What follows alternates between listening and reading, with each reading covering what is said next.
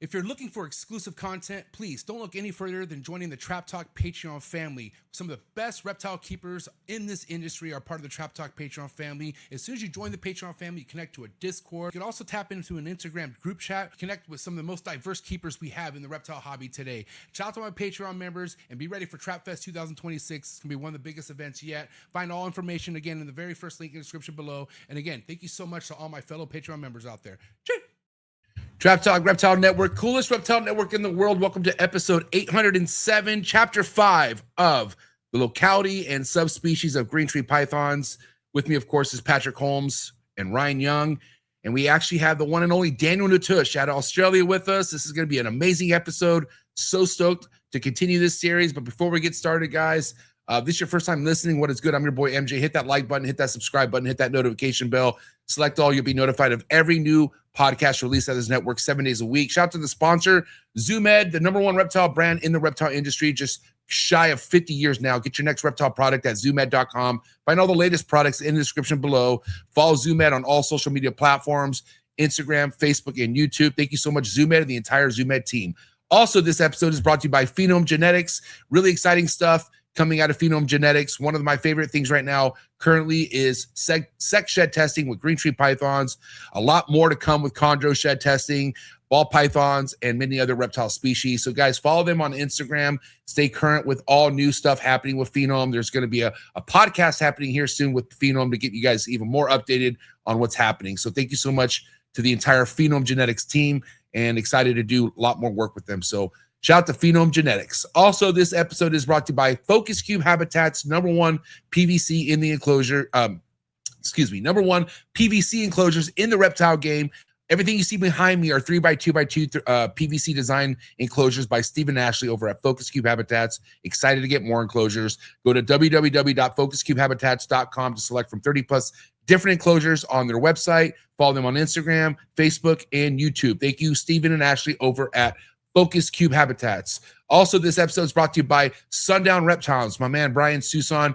If you're into the Kahua game, gargoyle geckos, abronia, green tree monitors, tree monitors, this is your guy right here, man. Brian is the real deal for sure. Very passionate when it comes to the reptiles, and he is 100% business, man. I got to tell you right now, this guy knows what he's doing.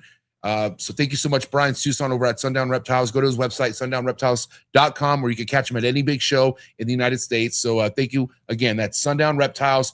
Follow him on Instagram, subscribe on YouTube, and check him out on Facebook, Sundown Reptiles. Last but not least, shout out to MORPHMARKET and MORPHMARKET Shipping, #1 platform to get your next reptile and to ship directly to your house. Okay, so guys, MORPHMARKET is the best place for many reasons. And when it comes to shipping, they are definitely #1.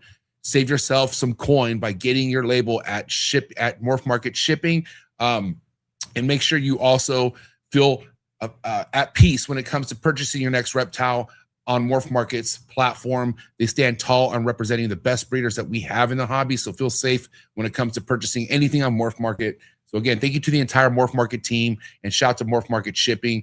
Thank you for everything you do in saving this hobby lots of money. But yeah, guys, like I said, really proud to have somebody like Patrick and Ryan be a part of this subspecies series with me that we've been doing. This is chapter 5, and we have Daniel Natusch all the way down from Australia to join us to talk about the chondros down under. And we'll be talking about chondros in Papua New Guinea, in West Papua and whatnot. There are a lot of things to cover when it comes to chondros, and Daniel Natusch, he has done a lot of field work with the chondros, so you guys are in for a treat. So without further ado, let's bring on Patrick, Ryan, and Daniel. You guys do what you got to do to get your mind right, and do what you got to do to stay hydrated. This is episode 807, chapter 5, Chondros Down Under, with my man, Daniel Natusch. Let's go. Cheers.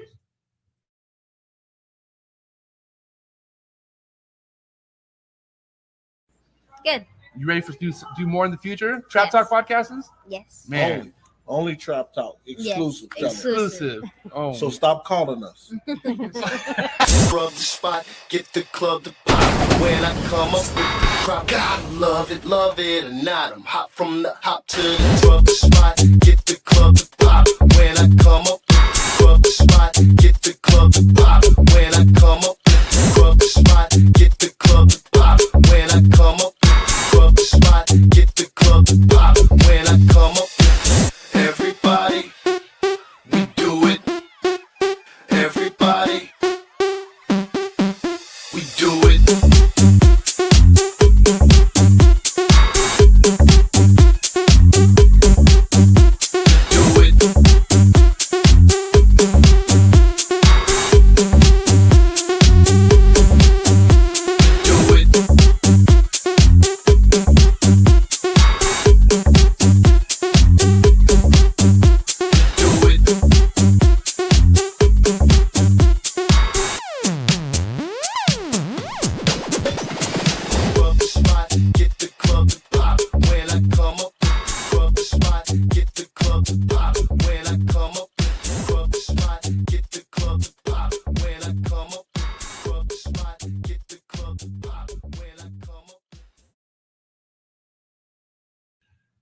All right, guys, episode 807, chapter 5. With me, Ryan Young. Patrick Holmes will be in just a minute, and our guest is Dan Natusch. What's up, fellas? Not a whole lot. What are you up to? Ready to get this show. Excited to have Dan back on. What's up, Dan? Yeah, I'm very well, thank you. Thanks for having me. Excited It's been a to while. chat all things scaly critters. Yeah. One thing that you and Ryan have in common for sure, are actively looking at stuff out in the bush, as Ryan would say. So we have a lot to discuss as far as, what you're seeing when it comes to chondros down in Australia and even in Papua New Guinea, or is it West Papua, Ryan? I mess that up all the time. What's the proper? I think he's been to both, I believe. Okay. So anyways, this is a new series we've been doing, Dan. It's called Green Tree Python Subspecies and Locality. This is our 5th chapter now. And now we figured it would be a good time to bring someone on like yourself to kind of give us a more insight of, different things we could see husbandry-wise that these chondros have in different areas of the world. While we're waiting for Patrick, because I know Patrick, if you don't know Patrick, Dan, he has tons of questions. You'll probably take majority over this episode, unfortunately. So, but Ryan, why don't you kick us off, man? What's the first topic you want to get to it with Dan? I would just like to. I know recently, I believe you found a green python in a new range in Australia, if memory serves me. Yeah, with my little girl. When we say new range, it's broadly in that same iron mackerel range area. It's just at a somewhat disjunct rainforest outlier from there. Yeah, so it's not. I sort of expected it, but it was just nice to verify it because this sort of place you can't get into. You've spent time in Iron Range, and we've yarned a bunch of times, and obviously chondros are most easily found during the wet season when it's most inaccessible. You can go long periods in the late dry season where you go, even myself, I'll go 3 weeks without finding one, searching every night. And this place is only accessible during those drier periods. So yeah, to find it, but it's pretty cool.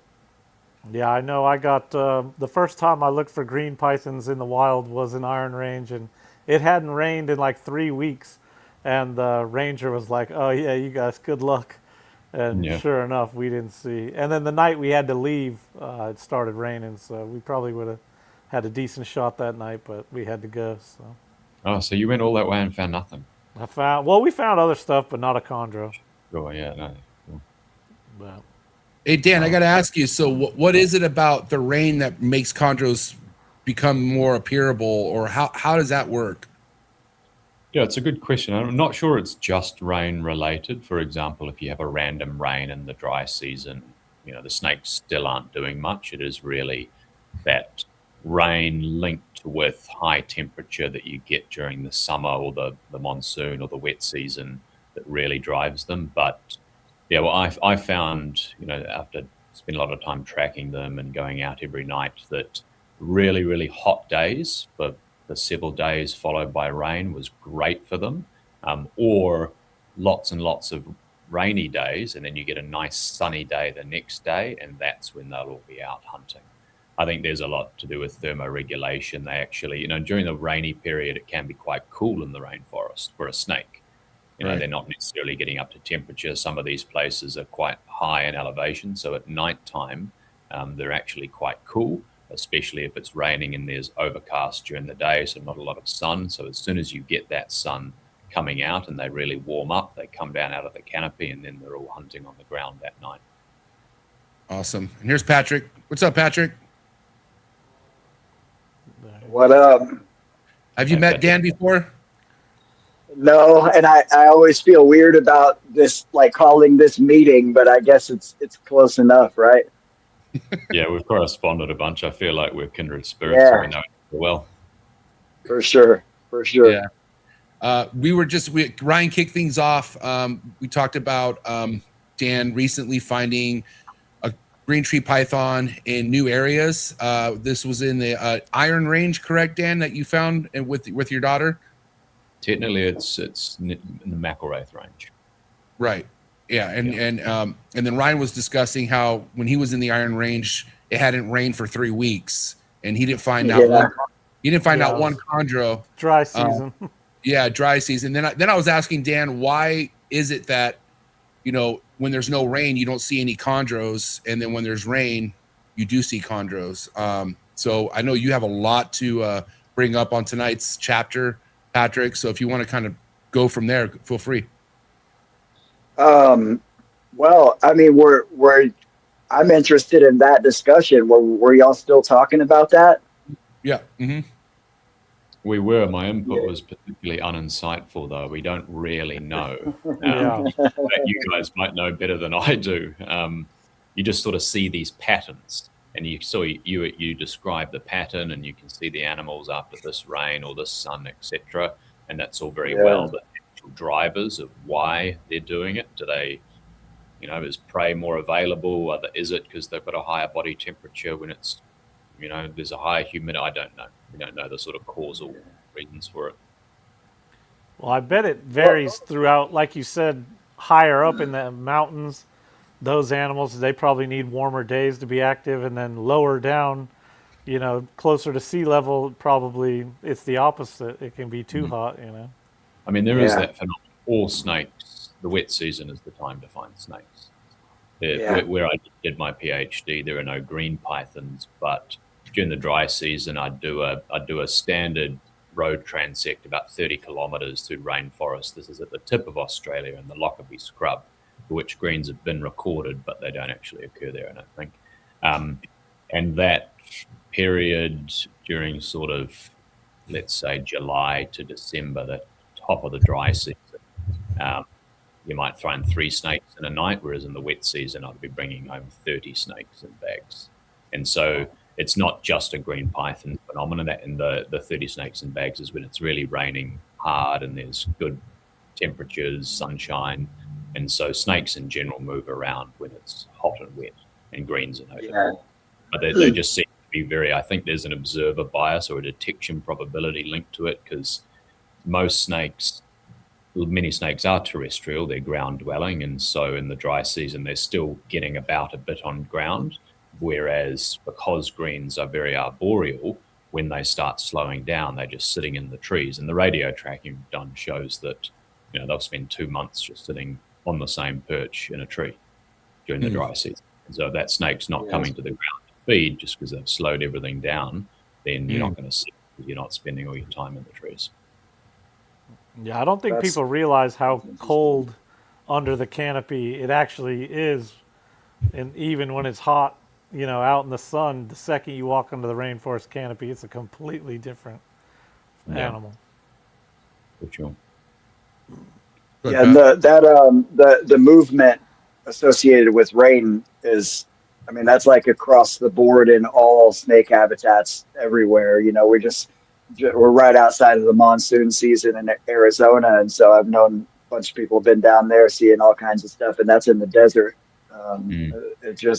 It seems to me, you know, I work in I sell pest control and lawn care products, and everything is associated with the weather, and the rain is what drives all of the activity of everything, you know. So it just starts at the bottom. Water is available, and bugs start moving around, and the things that eat them start moving around, and the things that eat them start moving around, you know, and it's just everything gets moving. Yeah, and you really see it here in Australia, and it must occur elsewhere. We call it the build-up. So it's the build-up to the monsoon, sort of December before, and it's stinking hot. It's fucking awful, and it just builds. And when that breaks and you get those first rains, everything, as you say, the bugs, the little ants start flying out of the ground, everything starts to move. And those first, that week or two, the snakes are they're going rampant. When you find those. Well, one of the things that I wanted to talk about in this episode a lot was differences between different green tree python habitats and like areas that they're found, because they have such a huge range, and like Ryan was just saying, you know, mentioning, you know, montane localities, but I feel like the Australian population is probably the most different, or differs more from the other areas than those areas do from each other. And because of having an actually dry season.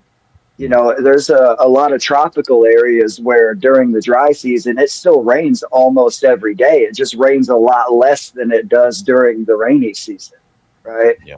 Um, one of the things that I've noticed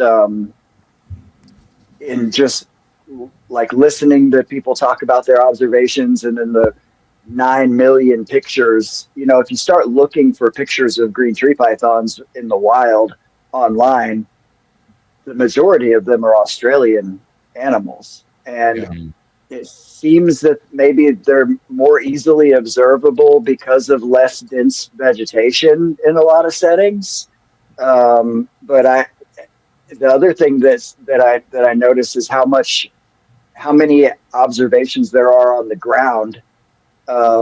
It makes me wonder if they don't need to move more on the ground, from getting from one spot to another. But one of the things that that really stood out to me a long time ago was seeing pictures of Australian greens coiled up in like this flat pancake coil on the ground right at the beginning of the first rains. And it seemed like an adaptation to collecting rainfall into their coils after it's been really dry. And I wonder if I've never seen, it doesn't mean they don't do it elsewhere, but I've never seen a picture of a green tree python doing that outside of Australia.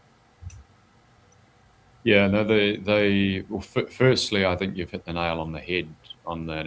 I guess I've never thought about it, but when I hear you say it, I think you're dead right, is the Australian population is more distinct from the others in terms of climate, geography, etc., where the outliers, we have that massive seasonality, wet, dry, which you just don't have in so many parts of New Guinea. You have it in the Transfly a little bit, just over the Torres Strait from Australia, where greens do occur in the right habitats. But other than that, you know, I think you hit the nail on the head. And maybe that does play out. I was sitting there thinking as you were talking, and we do know the Australian population grows to smaller sizes. If you have a pronounced dry season, which is a colder period, and animals slow down with their feeding, that may ultimately influence. I don't think it's a genetic trait. These animals are highly plastic in what meaning they're very adaptable.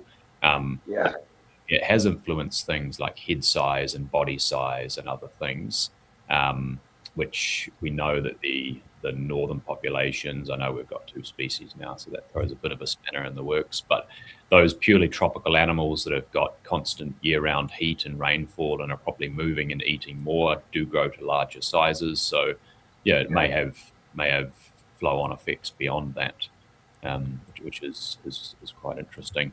The whole pancake thing, they do that throughout there. I've found plenty of New Guinea animals, Azuria as well, that sit on the ground like this.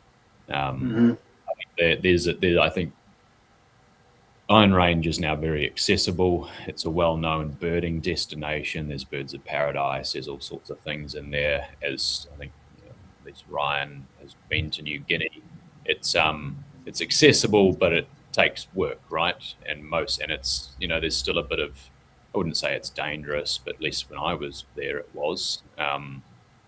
People don't get around as much. It's not that easy to just run off into the forest at night and look for animals because of safety concerns, logistics.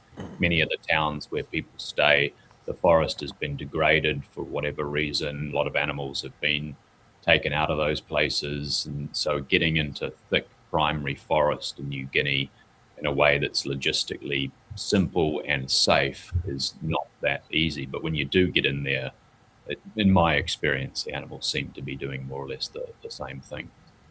Yeah, my experience is that the habitats seem fairly similar to me. The biggest difference in my mind, says the reason you don't see that many Indo ones is strictly just people on the ground. You know, Westerners can go to Australia, speak you speak the language, everything is easy to understand, getting around is easy. You know, Australia is basically, Europe with pythons, and so you got, you know, you can get around very easily. There's no one, or when you go to Indo to go herping in the forest, you know, there's people that own that forest, and you know, you got to try to get permission to go into the forest, and it's just not the same as going to Australia and looking for it. And the number of drunk guys with machetes that would follow me shouting at you, and you just turn off your light and you just slowly make your way through the bush away from them. Like, there were heaps of, I suppose, dangerous situations. I never got close enough to get whacked with a machete, but that's the end of you to do. And there was a fair bit of that, just because you're out at night and people are curious and they've had a bit too much to drink, and, you know, these things happen. And so you got to be wary of that too. Yeah, most of the time in our experience, like, they would want to send one of their family members with us, and we had to, you know, we had to pay a fee, and then they would follow you around and kind of watch what you were doing. So it's just it's completely different herping in Australia versus Indo. I don't know. But it is an accessibility, like the number of people that post green pythons from the McElwraith range where they occur. You know, I keep my finger on the pulse, and unless it's me, no one's really doing it just because of accessibility. They're all coming from Iron Range, and so that sort of stuff, even within Australia, it's an accessibility and people, boots on the ground issue. Yeah, now you're seeing that in Indo too. Most of the wild Indo ones now are from Waigo Island. Exactly. It's one of the easier places to get to, and it's got a little bit of infrastructure, and the locals are figuring it out. Exactly. And so it's getting to be, you know, that's most of the pictures now you're seeing are polka from Waigo. Yeah. So it's safe to say that herping for chondros in Australia is much safer than Indo. Oh, look, I think everyone should go to Indo. It's a great place. It's doing much better. Raja Ampat, where Waigo Island is, you know, it's a flight into Sarong and then a ferry. It's super easy. People should go more. Needs good tourism, and the animal. It's not just, the greens are great, obviously, but, you know, you've got amethystines, you've got white lips, you've got all sorts of awesome stuff, and you got birds of paradise, and the place is just paradise. And it's also, I went back the other day, and compared to when I was there 15 years ago, and I hate to say this to be the doomsday, but it's just changed so much, and the reef is destroyed. Like, people need to go there before it disappears. Wow, actually. sad. Raja Ampat's amazing. It's still amazing, but it's just, you know, I was a bit disappointed. We used to dive on the reef, crayfish every night, and whereas not all that was gone when I went back. What's destroying that, Dan? Is it just weather type stuff, like the climate, or what is it that's making that, you know, disappear in a sense? Well, it was dynamite fishing, on the reef. But then other nice stories. You know, when I was there the first time, they tried to build this massive road through Waigo, and it was really open, and it was cool because we got to drive along it. And then I went back, and it sounded like the story I got told was they had money, they just needed to spend it, and so they were like, "Well, build a road," but what didn't actually need to go anywhere. And so when I went back, it was completely overgrown in forest. It was like a one-lane track. And we went up that road. Did I send you GPS coordinates? Yeah. Yeah, and it was great herping because the forest had come back, and it was secondary forest, but I was finding greens and white lips, and it was great. Yeah, we got a white lip on the road. Nice. Yeah, I was going to say that about Raja Ampat. In addition to those, just like, you know, the culture stuff being my favorite chondros, it seems like those islands are a lot more accessible than a lot of other areas just because they're more touristy type of spots. And you're right, it's not just green tree pythons. And Raja Ampat is like world renowned for snorkeling and scuba diving. And when you get just a little bit into the mainland, the birds, bats, and butterflies, like the, you know, Arfak Mountains and that whole part of West Papua and, you know, the Volgocop Peninsula is just world famous for all different types of wildlife observations. And so, yeah, I'd be going for chondros, but there's lots of other stuff to see out there. Absolutely. And Biak is also quite, at least it was, very accessible. You need to kind of get off and track once there to get into good forest. But I found the greens there, they're like rats. And that's why most of the ones that are coming into the pet trade are from Biak. I don't know, they're doing something cool on Biak. And the color change is different. You know, you guys know more than I do. They're unique, cool animals. Definitely didn't need that primary forest. Like normally I jump on Google Earth and I scope out the tall forest, right? And you've got Raja Ampat there. And I imagine on all those little islands, there's probably green pythons. Wow. Amazing. Much nicer than a roo. Yeah, totally. A roo is rough. Although a roo has a rustic beauty about it. Oh yeah, no, a muddy rustic beauty. It was not as gorgeous as that. Let's put it that way. Yeah. I was going to ask that about the Biak population, because I thought I remember you mentioning that it seems like the population density of the green trees there is a lot greater than anywhere else. Would you agree with that? That of all the places that you found them in the wild, that there's a higher population density there? I can't say that in absolute term empirically, because I've never actually, I've done surveys and things, but it hasn't been super hardcore. So I can't answer it unequivocally. However, gut feels based on doing this all over the Chondros range is yes. They're certainly on par with Australia. But again, I don't know if it's a density issue underlying it, or whether it's a detectability thing. They just, there are shitloads of little juveniles coming out. That maybe the people on Biak are just really good at finding them and they're not actually as common. So I don't know whether it's, which one of those two things is true, but certainly them in Australia, they're certainly the most easy to find. You can go out and Biak and it's like, you don't even need to be in the best forest. And I was like, oh, there's one. And then you go, oh, there's another. And right time of year, and you need to have your eye in and so on. But yeah, I did not find them. Whereas Kofiau, I spent 3 weeks at one point, surveys every night, walking sort of 10 kilometers through gorgeous primary forest. There weren't many there.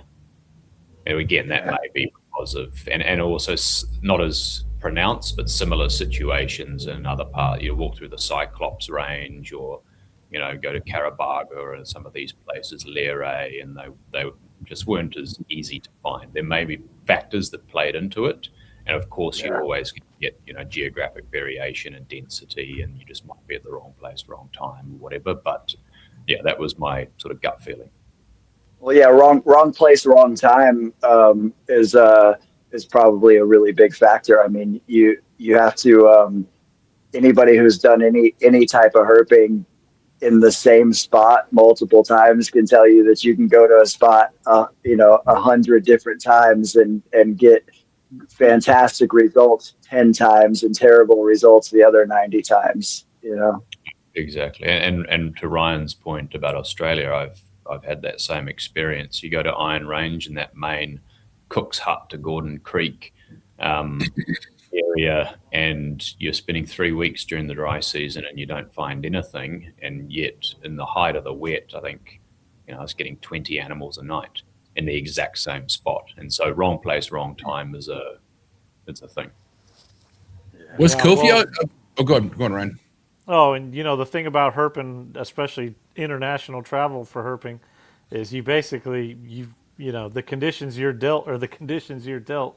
When you're there, you can, with the best intention, you can try to plan everything out, but Mother Nature has its own plans, and you just, you're going to herp in whatever conditions you get, and if you get lucky, you get to see stuff. If not, dust off your wounds and try again next time.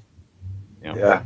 The easiest examples to use for that whole train of thought is just being here in Texas, where I'm at, and the guys that go down into Southwest Texas looking for, gray banded king snakes and whatever else they're looking for. The alternates tend to be the thing that they're targeting the most with a lot of these guys. But I've met a few guys. One of them has been on this show. Damon was on the show, who are like really good at looking at the weather patterns, but it's because they've had boots on the ground for the last 30 years. You know, a whole bunch of times in a year they live in the state or real close by. And even then, under the best of conditions, you'll go out there and just strike out in areas where there's obviously the animals are there, you know. And I have a local friend of mine who it took him like 6 trips out to West Texas to see one gray-banded king snake going to the same areas and tracking the weather and all that stuff, man. Well, that's doing pretty good. I know people have tried for 20 years for a gray band and never got And still never saw one. You know, the funny thing for me is that like I'm like, I feel like I'm the only person that goes out there just wanting to see rat snakes, and I still haven't seen a rat snake in West Texas either. So No? oh man. no, I would love to get out there and find some Baird's rats and subocs, but you know, king snakes in captivity, I have no interest whatsoever in captive king snakes, but it doesn't matter what species it is. It's always sweet to find one in the wild, even if it's just one of my little local speckled kings or something. Yeah, I found one in my backyard, dude, about 3 months ago, California king snake, and I was like, you could stay. And then I found a rattlesnake a month later, and I was like, yeah, you got to go, buddy. Sorry. And so I saw you moving him around. He was pretty. Oh, he was gorgeous. So that was the Southern Pacific, right? The one I had in my backyard. Yeah, I believe so. Yeah. I'm can still kind of picture it when the post. Yeah, that's good stuff. And I know you've been on this show, talked about some of the roughest areas looking for green tree pythons. Are the circumstances of like roughness when it comes to the wild more rough in Australia, or is it more rough in Papua New Guinea? Yes, it depends what we mean by rough. From just if you take away all people, they're samey. Okay. Australia is a hard place to operate in, and so is New Guinea. Perhaps New Guinea is harder because the constant rain does a lot to morale. To be honest, when you've been sitting in 3 weeks of rain under the rainforest canopy and your skin's going moldy and you got ticks all over you, it's a bit like, yeah, it sucks. You know, but there's also mindset. You know, I've lived for 6 months in the McElwraith range in the wet season. You know, same thing, ticks, and you harden after a while. I'm sure this happens with military people as well. You know, I'm soft now because I'm sitting at home, you know, go to the office every day, but you kind of get into the groove a bit. Like when you're playing rugby and you first go back and you're just getting hit around, it's like gridiron, right? And you're getting hurt, and then after you've played a season, your body's just tougher because you've been knocked so many times. And being in the bush is the same thing, I find. But yeah, you do get a bit of reprieve in Australia because of the dry season, and often these big rainforest blocks they're mosaics with woodland, and woodland is naturally drier. You get access to sunshine a bit more. Yeah, and you've got heathlands there looking at Mount Tosa. And so it's a bit more open and drier, so your clothes actually dry, your skin dries. But New Guinea has the people element, and the people element is always way harder. I mean, it can create, you know, it's not true that there's people everywhere, but Australia is actually a bigger wilderness than New Guinea, weirdly. And so you can go stay in a small village. It will be rustic. You'll be in a small house, but you can go and stay in a small village and then walk out the back with your spotlight at night and walk through the forest and find greens and have the comfort of, you know, food being there and access to rice or eggs or whatever it may be, which can be quite nice. But by the same token, there's also the danger. Like the number of people I saw killed in front of me in New Guinea was pretty intense. Like I've not seen people die before, but people being shot, military killing people, OPM. Like this was I can't remember how long ago, like 2010, 2009. And it was intense, and we were there to do snake conservation. It's like, and so that sort of thing is just, that's what's most difficult to deal with. Yeah, seeing stuff like that will put things in a different, put your life choices in a different perspective. Totally, totally. Yeah, you're not getting Whataburger MJ out in Indo. I think Whataburger would be my last concern out there. I think I would just want to be home. You got to embrace the suck. Keep my soft ass happy ass here. You know what I mean? Like you say, people use this quote a lot, and apparently it's attributed to Napoleon Bonaparte, the French revolutionary. But an army marches on its stomach, and that's also true of a field biologist. If you're not well fed, and it's difficult to do high quality science, or don't even call it science. It's difficult to go out and trudge through wet swamps looking for chondros or whatever it may be if you're not well fed and you're feeling like shit. And so those things are a big consideration. If you're going to do long stints, if you're going to do one night, then whatever, you suck it up. But often, you're not going to find a chondro in one night. You're going to need a week spent to actually get an idea of where you're going, and that takes, it takes a bit of planning and logistics and good food. Certainly in my case, my stomach rules me. So, and good food in Indo is some rice and some fish, and their prehistoric chicken if you're lucky. And if we're talking fish with bones in it, right? I'm assuming. Yeah. Oh yeah, hell no thanks. Yeah, that's where my ship sails back to America. So, I feel like I lived on fish and rice for about a year in New Guinea. I'm sure there was other stuff as well, but definitely it's a bit like the Warner Brothers cartoons where the foghorn leghorn, the chicken walks past and you're the wolf or whatever, and you just see this drumstick walk past you. It does get a bit like that. I never thought I would be so happy to have ramen noodles and a fried egg. I was like, oh my God, I'm in heaven. Like, this is the greatest thing ever. I can't believe it. Just shows how soft we all are, because half the world lives like that on the daily, right? Yeah, that's 100%. But yeah, what's up, Patrick? Go ahead and take us to the next one, dude. Man, I'm sorry. I'm just sitting here thinking about how much I love fish and rice, and how how they eat a lot. They eat a lot of like cassava and sweet potato in New Guinea as well. Stuff that's root vegetables that are easy to farm for them. But and then if you're really out in the middle of nowhere, you get cassava and maybe a bat if you're lucky. Yeah, we'd go out with guys often, and we'd have a light, and they had no lights, and so they'd really want to come with us. And you'd be walking through the bush looking for snakes, and then they'd see a rat, and they would all jump up and they'd try to kill the rat, and they were super stoked to use your light to go hunting for just random little mammals for protein. On Ambon or Saram, there was guys out hunting couscous, walking down the road with flashlights trying to find couscous. That's big game out there. Yeah. Yeah, exactly. The bringing up rats is actually a good another good thing for us to talk about. Have you the rodent populations that are in Australia that seem to be the primary food source for the adult green trees? Are all the rats that they eat across their range, are they all pretty similar animals?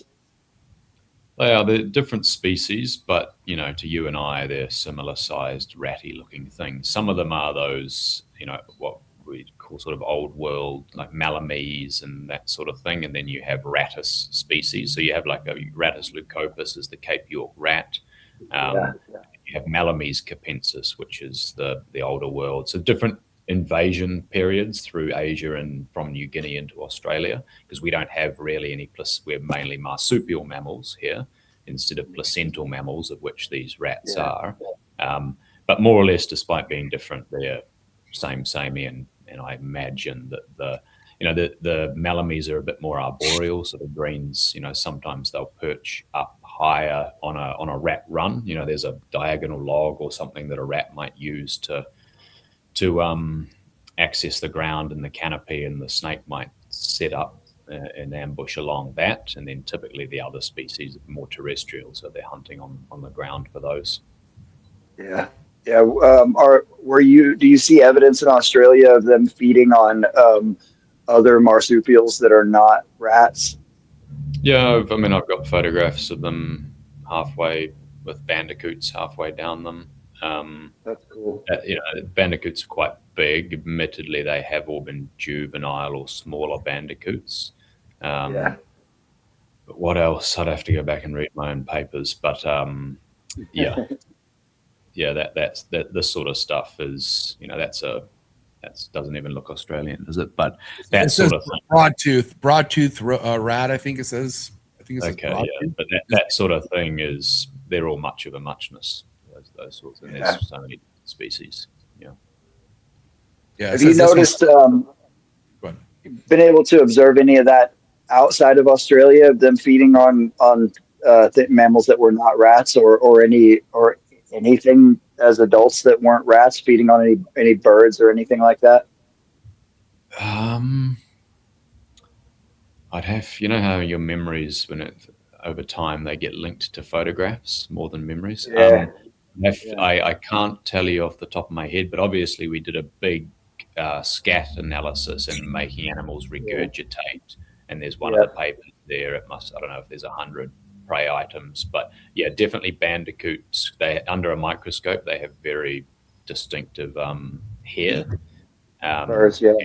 So yeah, definitely they're eating all the same things as in Australia. It'll be a greater variety of species because New Guinea is more mammal rich than Australia, but yeah, and a few more birds. I think I might have got one bird out of all the Australian animals. There were a few more birds in the, exactly that sort of thing. And also you see that animals, it's only just starting to change. It looks like a BAC animal, but it actually looks like AI or Photoshop, isn't it? But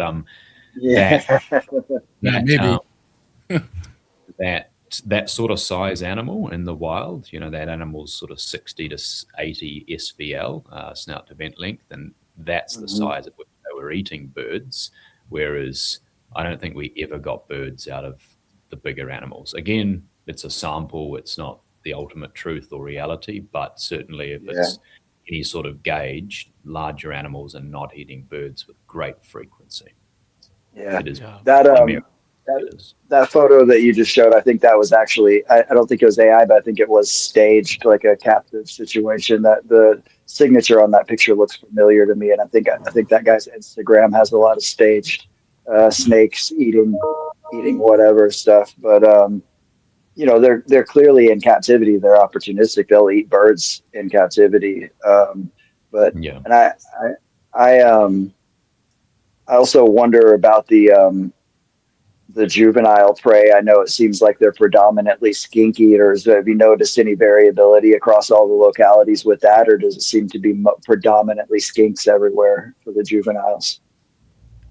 Nothing but skinks, in my experience. Again, people say they eat frogs, and I know there's a guy in Australia, Mike Jermack, read Australian greens for a long time and learned a lot about them, and he had them eating frogs in captivity, so assumed that they may also in the wild. And I can't really speak to that, because when the frog is eaten, it sort of becomes mushy jelly in the gut of the snake. So if you regurgitate, unless you get very lucky and it hasn't been digested yet, and you get the animal to regurgitate, you can't really find the bones all dissolve in the scats as well, and so it's difficult to say. Again, I don't think it's a primary prey. Maybe they do smack frogs, but if they did, you would also expect cane toads to have a greater impact on them, because there's cane toads everywhere, and they're still very common despite the cane toad invasions, which says to me they're probably not, regular frogs. Yeah, based on the frogs I've seen, I'd say those frogs probably eat more chondro babies than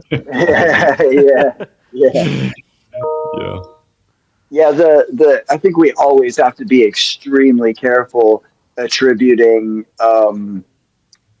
even correlations of captive behaviors to what they might do in the wild. I mean, I regularly, I think I've hatched something like 40 clutches of green trees, and I've gotten, like, I don't know, 80% of them to take rodents for their first prey item, which clearly never fucking happens in the wild, you know. So it's and so, you know, just because you can get them to eat something doesn't mean anything to me, really. And a funny little anecdote to sort of illustrate the bird mammal thing is, maybe I've spoken to you guys about it before, but in these forests are these massive emergent canopy trees, many of which have colonies of metallic starlings, which are a small passerine bird, little starling thing that migrates down from New Guinea into northern Australia, and they nest in these massive colonies, and there's all sorts of guano being dropped and the usual sort of system that kills all the vegetation underneath. It's freaking awesome. And sometimes baby birds, you know, there's thousands of birds in the nests up top, and they drop out onto the ground. And so you go there at night, and sometimes there's 20, 30 snakes loitering around the bottom, slaty gray snakes, brown tree snakes, scrub pythons, some trying to climb up the trunk of the trees to get into the nests. It's an awesome little phenomenon. And that also occurs in Iron and McIlwraith Range. And a few of these I've come across in the years. You go there at night, and let's say there's 10 snakes, 2 of them are chondros, there's a few scrubbies, there's a few brown trees. All the other snakes are cruising along the ground looking for those little birds that have been dropped out of the nests, and they're grabbing them and they're eating the birds sort of off the ground, a bit like carrion, sometimes alive, sometimes dead. And they're what we call active foraging. Whereas the green python, every time I go, they're just doing the classic, they're sitting on the ground in the pancake in ambush. And it's like, you're not going to ambush a baby bird that's fallen out of a nest if it's over there and you're here, which says to me, and there's a lot of mammals under there too, because of all the seeds and other things that the birds are dropping. I think actually they're just queuing in on it, and they're there to hunt the mammals, setting up an ambush, whereas all the other snakes are active foraging for the birds. And as you know, scrub pythons are also, I would argue, primarily mammal eaters. I've done a lot of radio telemetry on 28 of them over the years, and so have good data on them, and they're arguably primarily mammal eaters, but not as much as the greens, because they will actively forage for these birds, whereas the greens, they're not doing. Yeah, there's an interesting thing in when we're establishing baby green tree pythons that scenting pinky mice with chick down is extremely effective technique. But and I know how that started, because we used to think that arboreal snakes were all bird eaters, because it's just like the intuitive thing to think. And I remember Craig Trumbauer telling me one time that he had a friend that hatched out some green trees and told him to like go out and pull a bird's nest out of his out of a tree in his yard and just wipe some pinkies into the down out of the bird's nest, and it worked. I suspect that birds maybe smell a little bit more like lizards than the mice do, and it's really the only thing that makes sense to me. Yeah, birds are archosaurs, so it's not. That's between birds. That's what put that idea in my head, is thinking about dinosaurs. Yeah, I'm guessing they smell more like a lizard than the rodent does. Yeah, that's the only thing that makes sense to me of why that works so well. But it does work. Thing is also, rodents are dangerous animals for a small snake, and so that's they're actually fearful of it when they're young, because rodents will eat snakes. It's only when they get larger that changes. Yeah, every species that I breed that doesn't take rodents readily right out of the egg, I wash the prey items in a unscented dish soap before I offer them. All the vipers that I breed, the chondros, Amazon tree boas, all that stuff, they all get washed prey, and then a lot of snakes will respond with chick scent, even though clearly none of these. I've got neonate vipers that weigh 2 grams or whatever. Those things are clearly not eating birds in the wild. Yeah, makes sense, because I've had my experience with getting the most stubborn juvenile chondros that's never had a rodent meal. Well, they won't take it on their own, but you put a crested gecko in front of them and it's like, boom, all of a sudden they know how to eat. Oh, yeah. And they turn on, man. I mean, some of them take a few times, but that's an interesting take, them being, more mindset of fearing the rodent, and then them even smelling it, they don't want nothing to do with it. And if they smell something more like a lizard, they're all for it, So that actually checks out. Yeah, I've never had a baby chondro turn down a gecko. Never one time.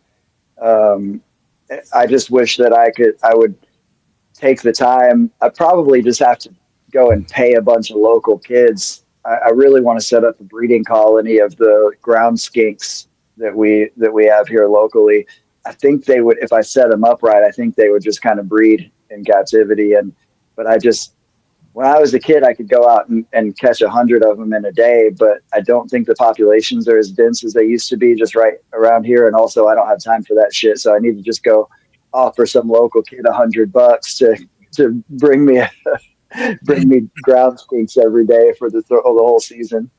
Do you remember Bill's party, Patrick? 2 years ago, and Chuck and Trav and a couple guys were just catching them all over Bill's wall.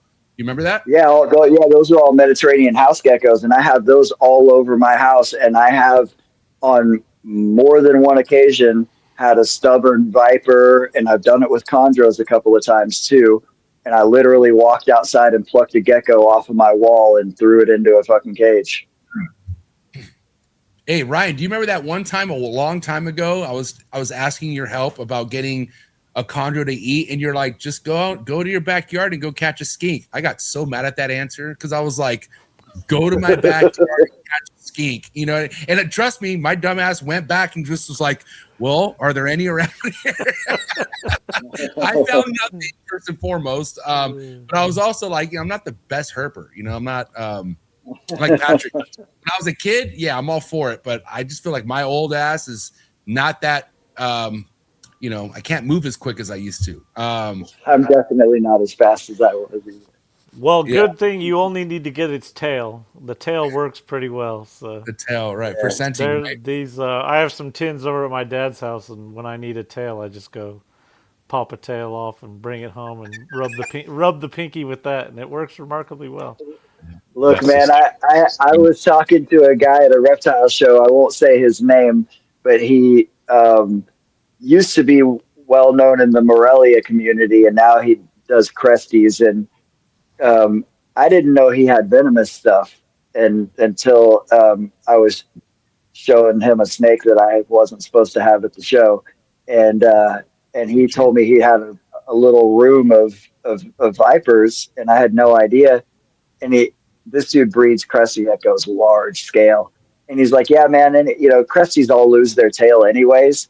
And he's like, yeah, man, anytime that I've got one of these baby eyelash vipers or whatever that's being stubborn, I'll just walk in and pinch the tail off of an ugly crested gecko and throw it in there.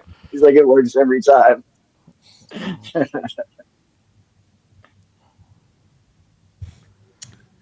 All right, Pat, what do we got?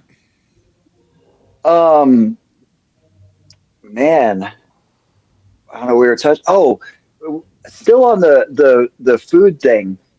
When I first joined in, Dan, you were saying something about them moving down from the canopy and like the timing with that. I had who was that? Oh, it was Matt Somerville. I was talking to him one time about the babies hunting during the day and the height that they move up and in relation to their hunting times. And Matt even said that he watched the same baby. He had a picture of it eating once, and the skink looked like it was too big for this thing to eat. And he's like, not only did it eat that skink, that same snake was back down hunting 3 days later. That was like, and they do seem, anybody who's fed them lizards knows they process that faster than they do a rodent prey when they're that young. But Dan, have you, like, it seems pretty clear that the neonates and juveniles hunt during the day across the entire range because they're eating diurnal skinks, right? but one of the things that seems to be true is that with the juveniles, they don't seem to roost very high at night when they're resting, like just a few, like 4 to 6 feet off of the ground or something. Yeah, more or less. Right. And Yeah. I see Yeah. some of that. It's difficult for a tiny little snake to get up a big ass tree. Yeah, for sure. Well, and also the frequency of their hunting too. So that the proximity thing to the ground is like what leads me to the next thing. Does it also seem like the adults, when they've not been successful, they'll roost like 15 feet off the ground, but then after they catch something, then they go up, 60 feet or whatever until they're ready to start hunting again?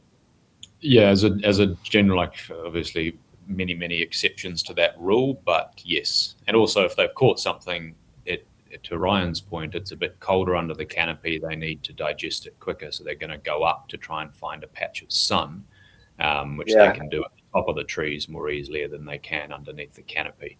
And so for that reason, they're doing the same thing. Often if they're not successful, and there's a lot of not successful, right? I think it's getting a prey item is the exception, not the norm. Yeah, it's mostly not successful. Yeah, and so they're going long stretches without eating, and so they'll go to your same point for the juvies. They'll go to 2 meters or 6 feet because they're going to come back down again the next night, and it's not as far to travel. Does there seem to be like because they're the thing that's always been interesting to me is like, okay, so they're transitioning from being a diurnal hunter and eating lizards to being a nocturnal hunter and eating mammals. I know that like a lot of animals that are yellow as babies, and especially southern populations, the color change occurs really, really quickly.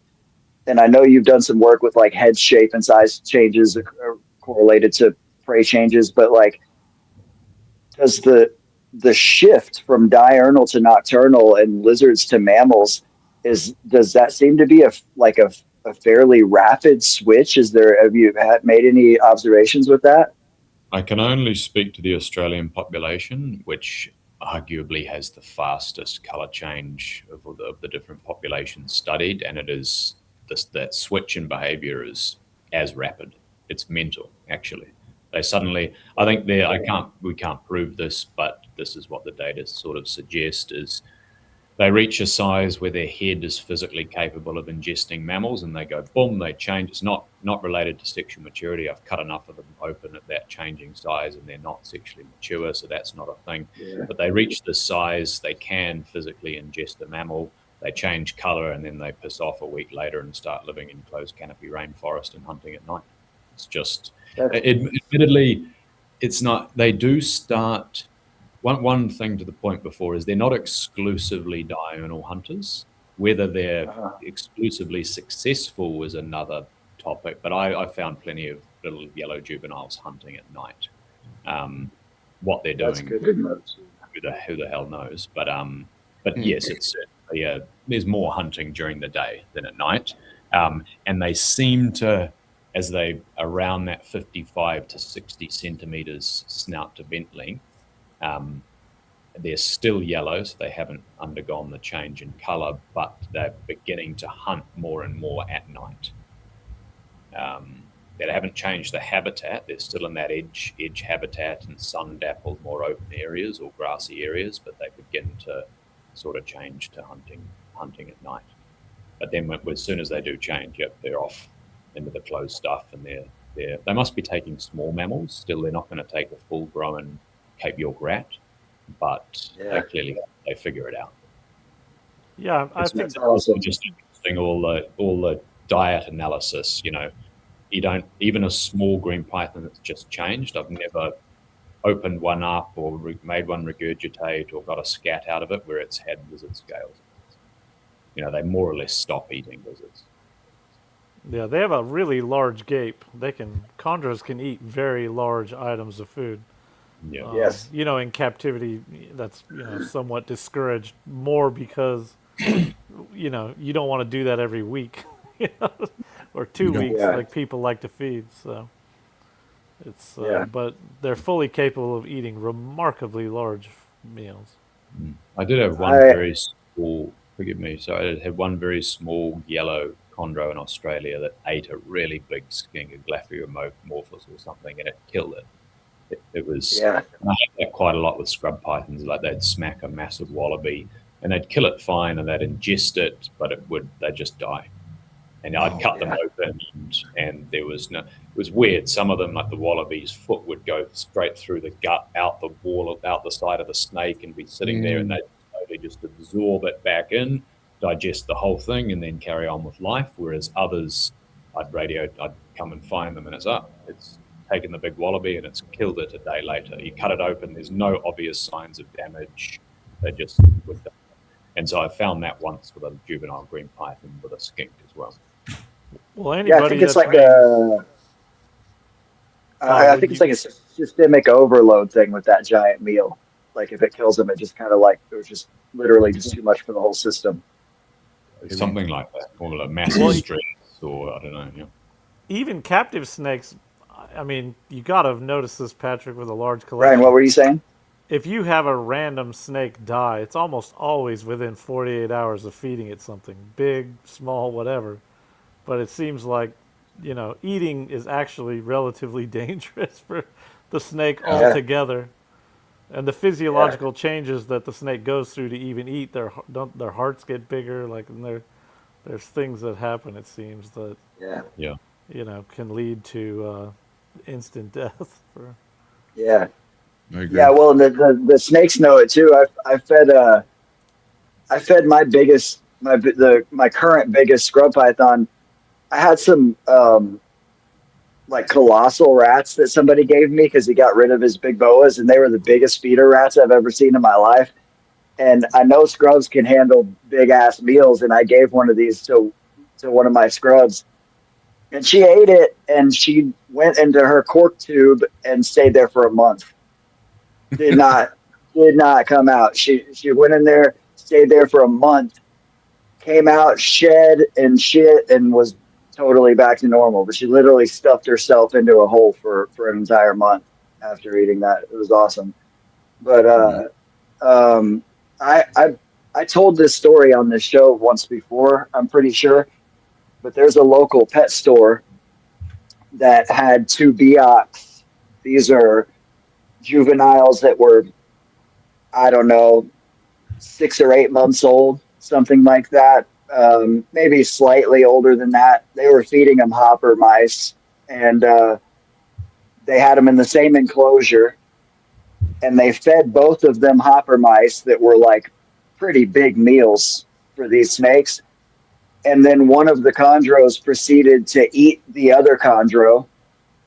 And so that chondro had 2 like large rodent meals and a whole snake the same size as it in its belly. And they said, and I have pictures of it. Like I said, it's a local shop, and one of my friends owns it. My other friend is the manager, and Greg sent me pictures. And I was like, well, that thing's going to regurge or it's going to die. And it did not do either. It digested the whole other snake, both mice, and was totally fucking fine. It's crazy.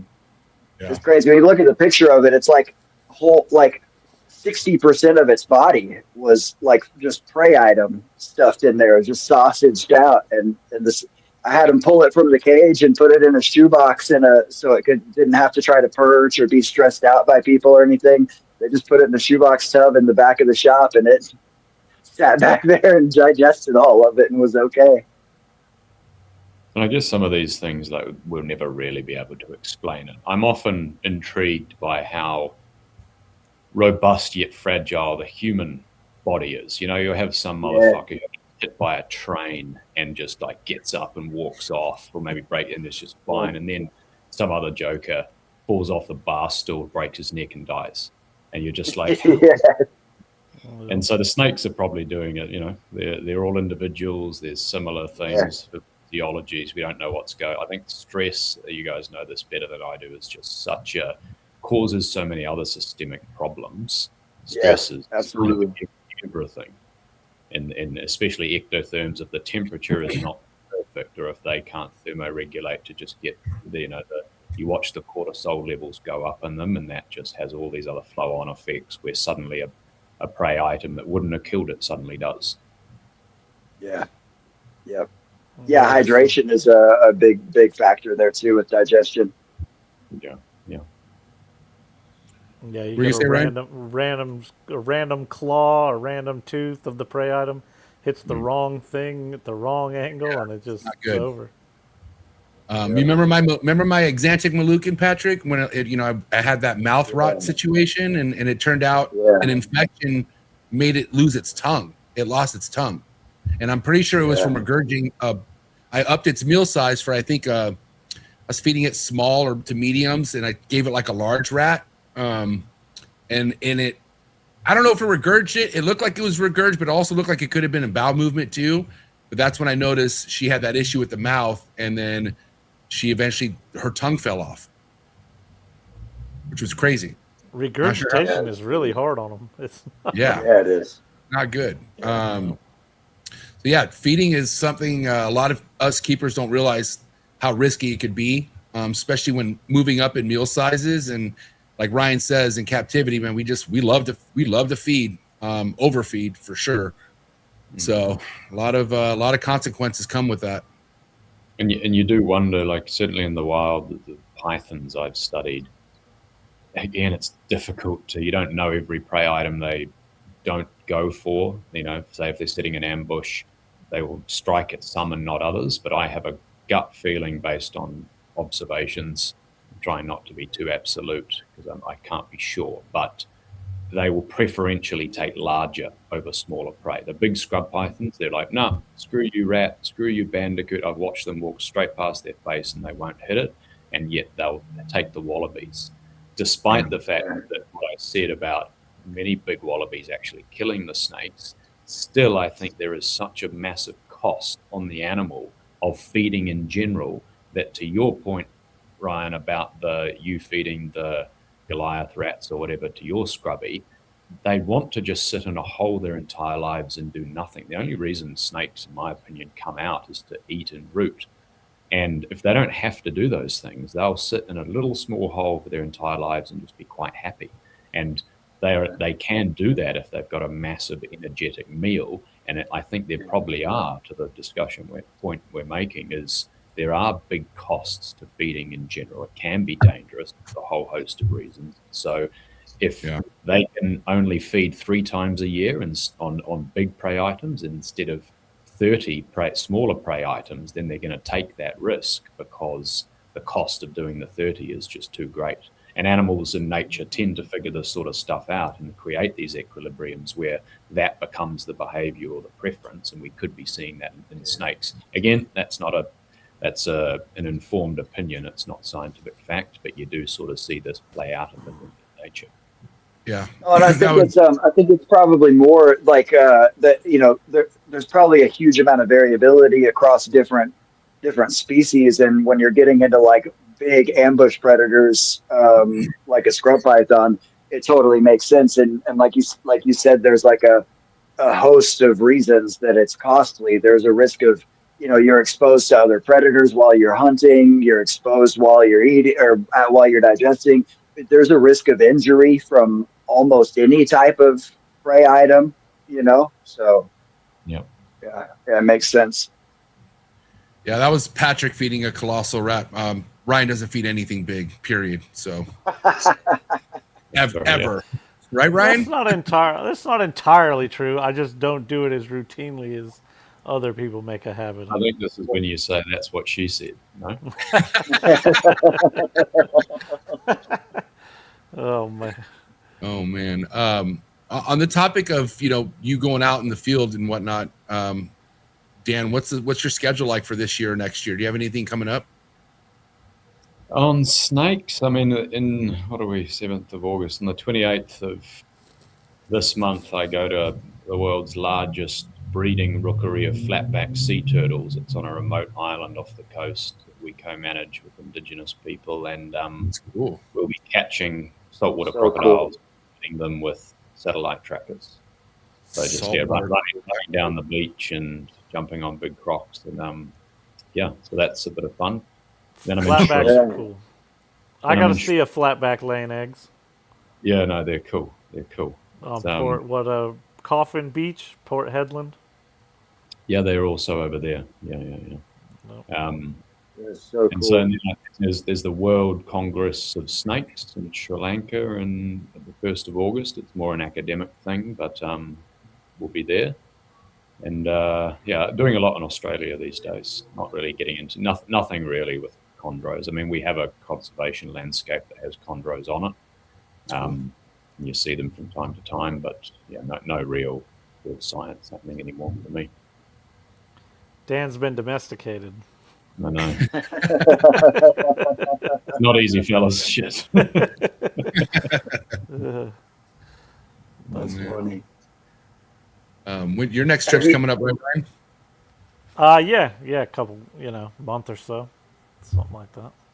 Where are you headed? I'm headed your way, headed up the Cape. Oh shit! We'll come for a beer.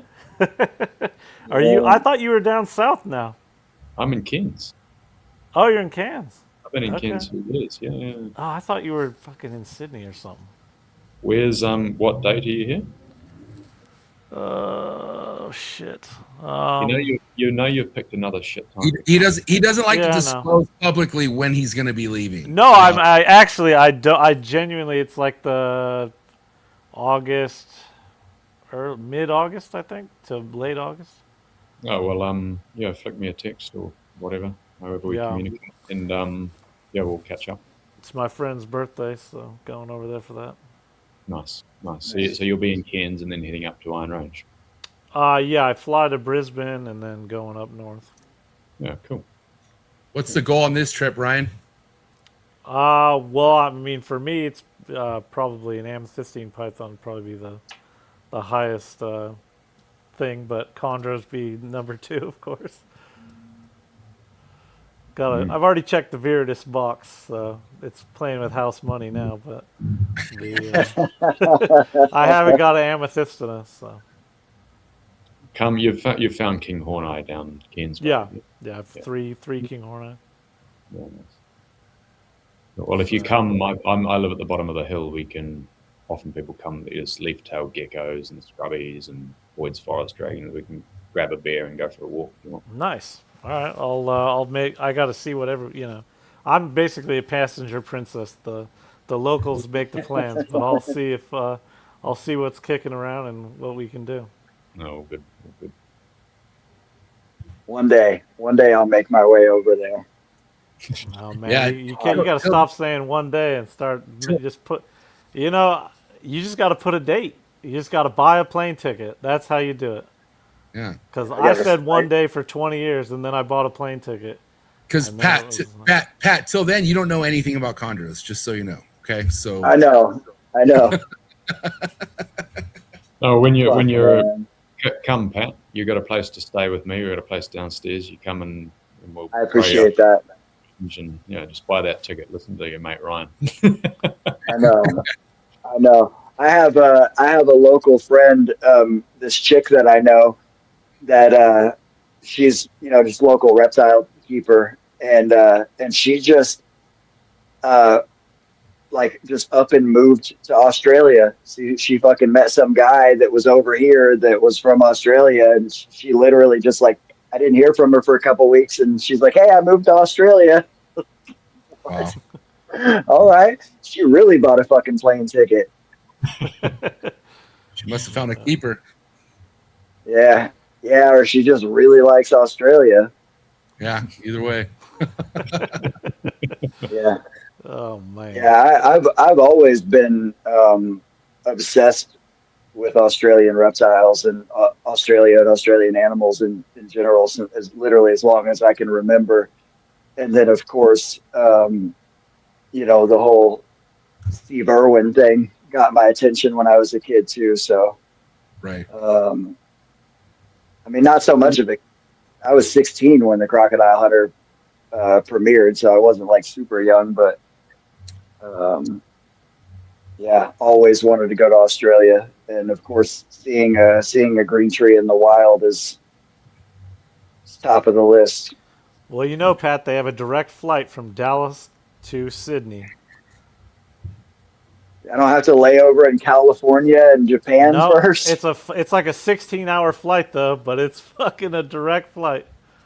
I can do it. Look, man, I've spent literally all day on a plane shackled to a grown man next to me on Con Air 3 times. So I think I can do a 16-hour trip. Just straight. I had no idea there was a straight shot from Dallas to Sydney. I can do it. Yep. No layover. You should. That's great. You should come too, Mike, and then you can do one of your episodes straight from Iron Range. Set up the Starlink and do a podcast next to the Green Python. I would so be down. What's like the resort situation over there? Like, just wondering if there's, what's the Wi-Fi situation like? Are there pools connected to my room? I'm sure Captain Ryan in advance, they can set up a glamping tent for you. You'll be right. Australia seems a lot more like, I guess, practical for me versus, stuff that you could get mold on your skin and like whatever that you were discussing, like the parasite. Dan, why'd you have to say that? You're just like, I'm terrified. I was just Dan, okay, like the most fucked up thing that could happen to somebody in the wild, I feel like I'm capable of that. I'm being that person. And so I'm that guy. If I don't know if you know the story about me getting bit by a Komodo dragon, but that really did happen. So that, I don't take anything past it anymore. You know what I mean? So Australia just seems a lot more appealing to me than going into the bushes of Indonesia with guys with machetes where we're on their land. And I don't know. I mean, if I was with Ryan, of course I'd feel better about it. But again, just Australia definitely seems a lot more fun. Just don't pick up the snakes that look like colubrids and you'll be okay. I wouldn't pick up shit. I would literally just be walking and I feel like something bad would happen to me. Well, here, I'll put it in perspective for you, Dan. We were all at Marshall's house a week ago. Here we go. And we were all hanging. Me and Marshall went herping. We walked a creek, and him and Bill wouldn't go.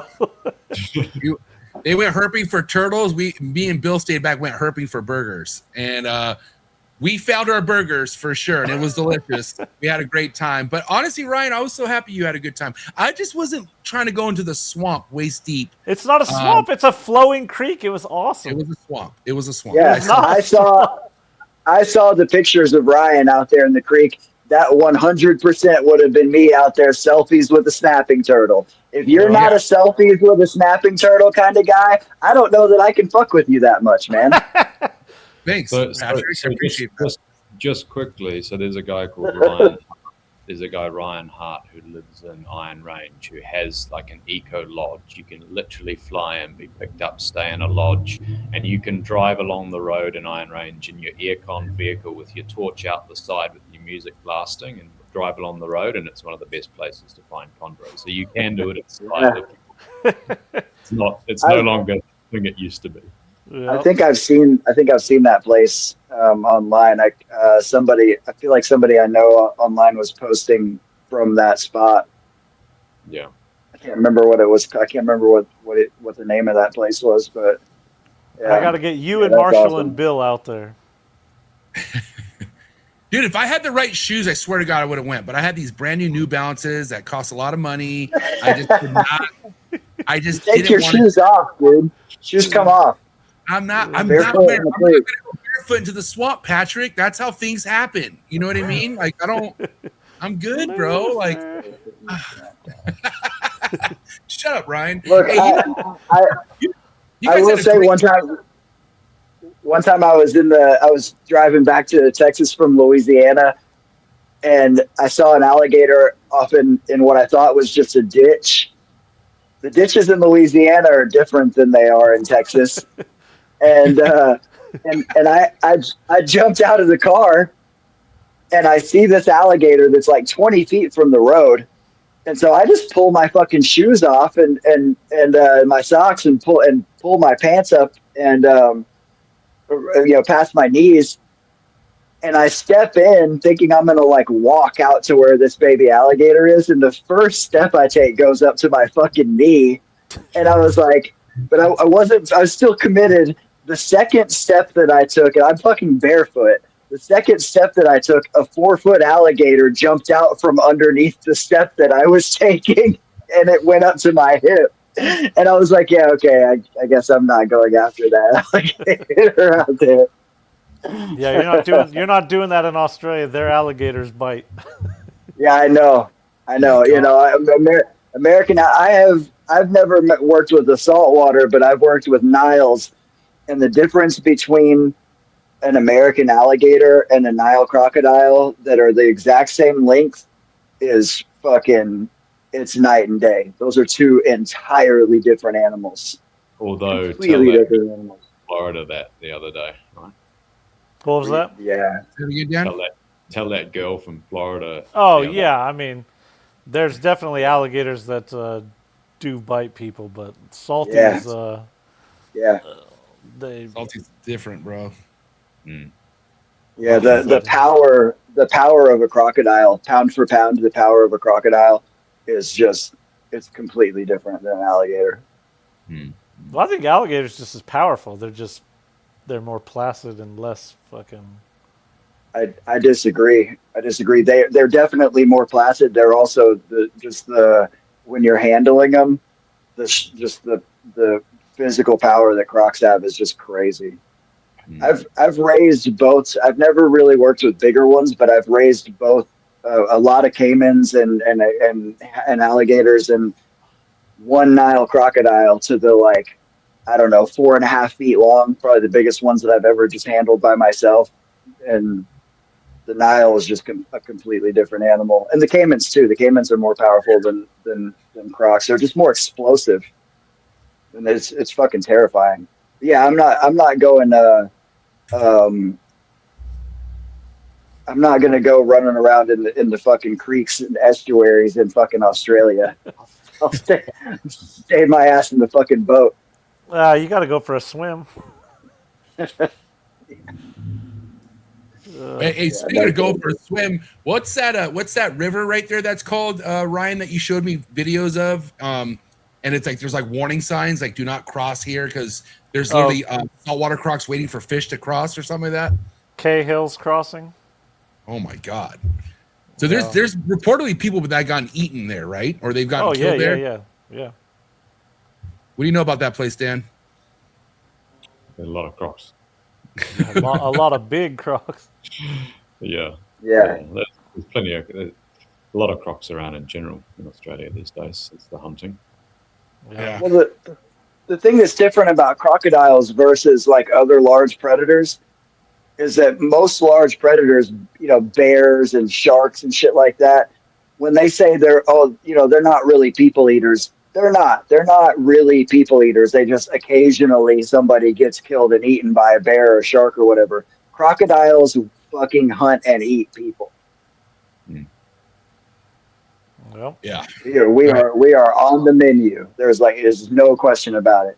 You can be fishing with somebody and your friend looks away and you look back and the fishing buddy is just gone and there might be a little like a small disturbance in the water and that's it, man. They will snatch you off of the shore and take you under and drown you and eat you.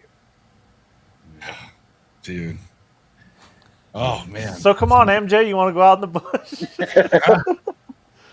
Oh man. I think I'll just stay back. You know what I mean? I'll be there. I'll just maybe kick it at Dan's house. You guys have a good time. I'm sure you guys got Uber Eats or something there, right? How's it work over there in Australia? Arrived last week. Yeah. We got Aussie Eats. You keep any herps at your house, Dan, or is everything out in the bush? Yeah, no, I stopped the reptile keeping thing. It's also time and what's fair to the animals. I just can't do them justice, and admittedly I do get to see them on the daily. So, you can find 5 species of python in my backyard if you really. Don't get Ryan going, man. He's getting a chubby listening to that. Yeah. And so it's a bit different. I have threatened there's I'm going to try and probably do an aviary setup, maybe get a green and a scrub and throw them in together just in an outdoor aviary. I have to feed them once every 2 months. I think that'd be nice, but just for the kids, not really for me. And I won't breed anything anymore. Or I do like we do. We're building big farms in southern Africa with monitor lizards and the Nutalensis python for food security, and so I kind of get my captive kick from that. But I'm not there every day. But yeah, learning about those critters too, which is cool. Yeah, that's awesome. Do you think that, or what do you think is the reason why Aussie greens don't occur all the way down by like Cairns? I think these animals evolved on the supercontinent that included both Australia and New Guinea, because we're in an abnormal period now where they're not connected. They were connected the vast majority of the last however many million years. Morelia seems to be an Australian radiation, so they evolved here when, for example, the Red Centre was a rainforest once upon a time.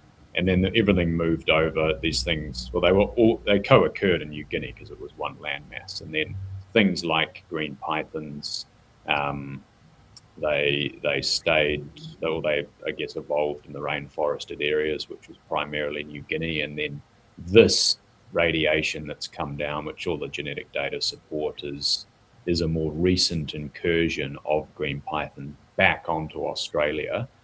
During a period when sea levels were lower, and not just because when sea levels drop, the climate is more arid, and so if the sea level is really down, yes, you have a land bridge, but there's no rainforest on it, and because these are obligate rainforest animals, you need that sort of perfect period, the stars to align, if you will, when there is a land bridge there, but also the climate is wet enough to support rainforest across that land bridge, and so.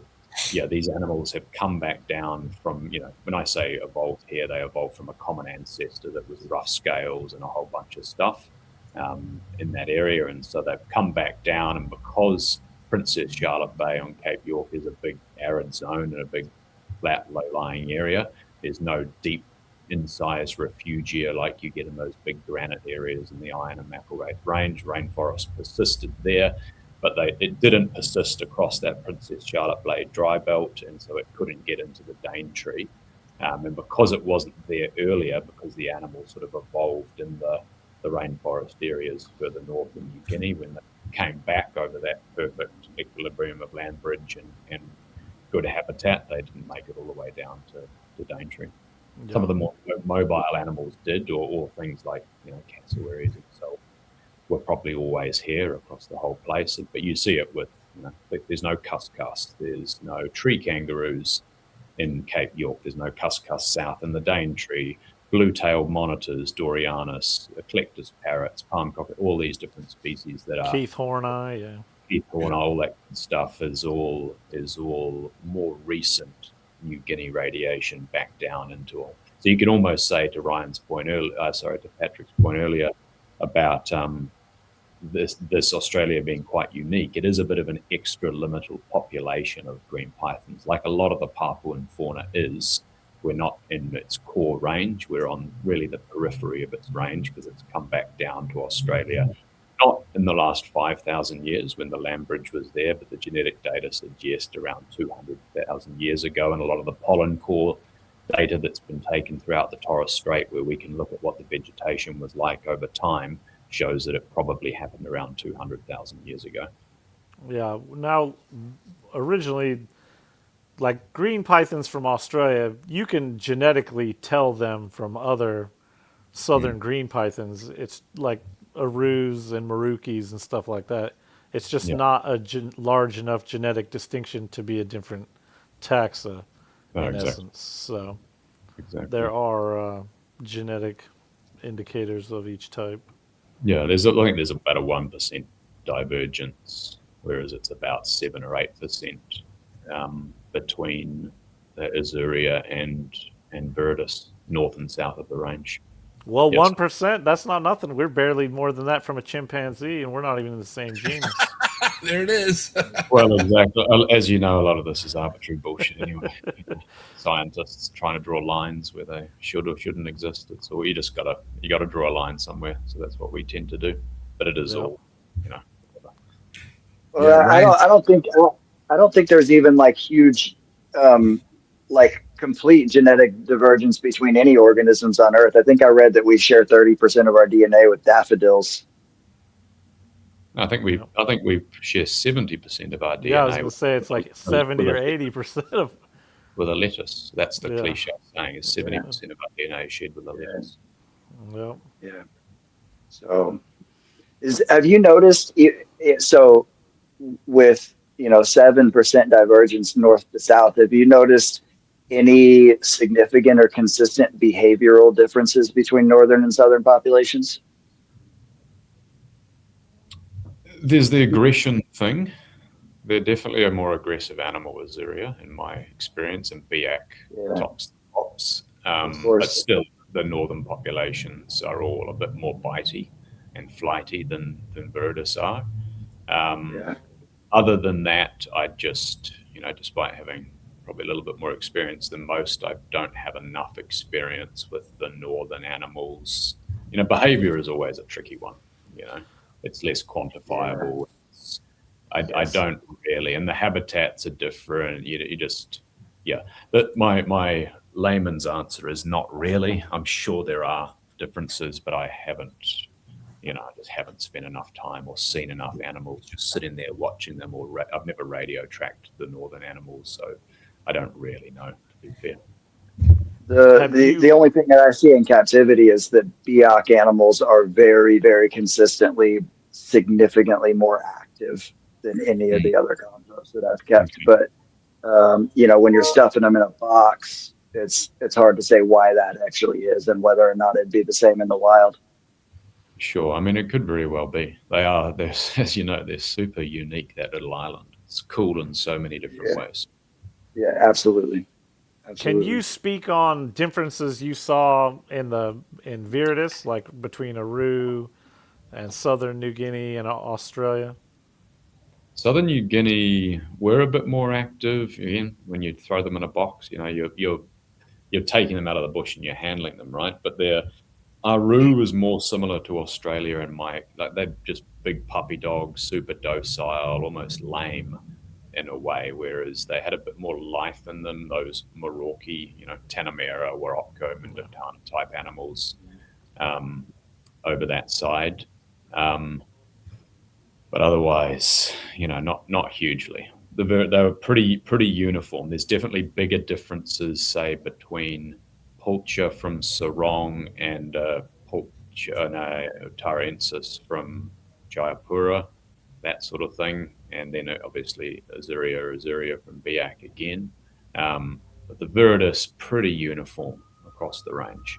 So it'd be nice to know, that Milne Bay up through the north coast, through Popondetta to Kamayali down there's definitely something cool going on. You've got Viridis with the long northern tail hills. You've got some cool stuff happening there that I don't have enough experience to speak with authority about. But they're weird in that area, and so maybe that side there's something cool going on with those Viridis, because they do come out as Viridis, and the genetic, even the deeply, the nuclear data, which we did a massive analysis. A lot of what I'm speaking to is mitochondrial differences, which is a bit superficial, but when you look at the mitochondrial together with the nuclear DNA, which we did through that next gen sequencing, which is about as good as it gets, they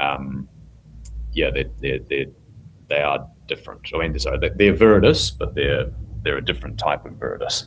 And again, not enough to be a different species, but you see morphological traits that are far more akin to Azuria.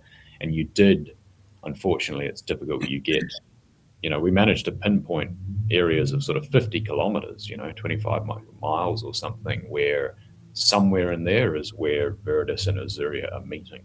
And there were several points along, even in the Nondagal, that Wagi River Valley, up in the highlands, like Bayer River, you'd find, classic Azuria, and then 20 Ks. And you do, the reason is because there's no good habitat on sort of the ridge lines where you go over. But in this valley, you're getting Viridis, and then you go over and it's Azuria. And the same thing happens, around Kamayali, south of Leh, on that Morobe province in PNG in the east there. And so someone needs to spend some time just in a 25-mile stretch, just finding, like, do they co-occur? Do they interbreed? Those are if you look at the papers we wrote, those are the question marks. Yeah, but you guys did not find any evidence of hybridization, though, did you? No. Yeah. I think that's an important point to make. The zones of interest, I guess, for the captive hobby, and I think I've spoken to this before, and you guys have all made the same observation, that how greens, you read Greg Maxwell's old books, and these things are so difficult to keep and all this sort of stuff. One is because you were getting so many wild caught animals that were being sold to you as captive bred that people weren't doing enough to acclimate them to a captive environment or deal with parasite loads or stress or that sort of thing. So there was that, but also there was a lot of people breeding two different species together and wondering why it didn't all happen like clockwork. And there is no evidence that they're interbreeding in the wild. They may be. We just found no evidence of it, and certainly there's not a massive cline of. It's not like a diamond python or a carpet where you get that big area and they integrate together. You don't see that in green pythons. Again, it may happen because it's not like we've covered every square inch and genetically tested every damn animal. So I won't speak in absolute terms, but certainly the data we've got available suggests they're two very different things, partitioning their niches and not really coming together at all. Interesting. Your study had 1,700 animals that you took genetic samples from? No, that was the full sample. That was the morphological examination, something like that. Okay. The genetics was less, so we had a lot more mitochondrial, and then like the next generation sequencing is super expensive. We spent hundreds of thousands of dollars. Gotcha. And so we didn't do as many. You also don't need as many because you're looking at so many different genes, if you will, that you don't need a whole heap of animals. But it was a good number. It was as far as taxonomic or molecular studies go, it's one of the better ones ever done on reptiles because we did have a really good geographic range and sort of sampling. How many of the animals, not just from genetic sampling, but total out of 1,700, how many of those were wild observations? They were all wild. That was all me. So I can speak to all of that. Yeah, I don't typically, there's even some of the earlier papers, Leslie Rawlings and so on, they were taking animals from the captive, and I'm not poo-pooing that. You got to do what you got to do, right? But it's, I'm probably a bit of a overzealous purist, and I really want to know. It would fuck me off heaps if I was told wrong information by some trader, which does happen. Absolutely. Suddenly I've written something into the scientific literature which was not correct just because of a clerical error. That would piss me off, and so I just don't go there. Yeah. And you see the whole BAC, Dave Barker and that Chippendale guy's paper on scrub pythons and the Merauke ones on BAC and all this. There was a bunch of mixing that happened there. I don't think some of that's valid. I'm not poo-pooing them. You do what you need to do, and it's better than nothing. But some of the conclusions, and people speak a lot about it. There's a population of southern animals, or how did that work in a biogeographical sense? And it's like, no, guys, that's a mistake. Come on. Yeah. And there are, I can attest that was a mistake. Yeah, I mean, I don't know that specific case, and I don't mean to call people out. It's everyone's doing the right thing. It's just you want to know. I want to know I pulled that animal out of the scrub myself, and I've clipped its scale off. Yeah, not that I did that with 100% of those specimens. Some of them were collected by other biologists, but that was sort of the bar we set. Is we need to know that this was that animal has a museum specimen attached to it that's sitting in the Australian Museum in a jar, so we can also link to the morphology and all that sort of stuff. Aside from Australia and BIAC, what areas have you been to where you saw the most wild chondros yourself? Like, were able to find them yourself? Raja Ampat is again, there's a bias due to time spent, if you know what I mean. Raja Ampat, they're pretty easy apart from Kofiau. I've seen a lot in Salawati, Masul, and what's the other one called? Wagio. But it's sort of, but everywhere else kind of samey, and I think it was probably more related to just the amount of time I had to spend. Because often I'd go to places and it's like, yeah, I've found 2 now, that's good enough. I've scratched that itch, if you will, and off to the next place, because there are so many localities that you want to catch them all. It's a bit of the Pokemon thing, and you're trying to see them all, and so you get a couple and then move off to the next place. Correct me if I'm wrong. Your favorite specimen was on Waigo, right? Yeah, just one of those high white animals, but they also have that wicked blue. Blue, yep. Wicked blue, and they just, yeah. I mean, also some of the biacs, if I'm to be fair, finding one of those mottled wild biacs, and it's a massive chunky animal. It's got the whole, pedido thing, classic. Yeah. Because it's not a thing, right? Pedido, they're all the same. It's just the high yellow ones from got marketed as pedido for a bit of marketing. We talked about that here quite a bit, actually. Yeah. So, and you find one of those animals in the wild, and it's like, oh, they are just fucking gorgeous. You can't.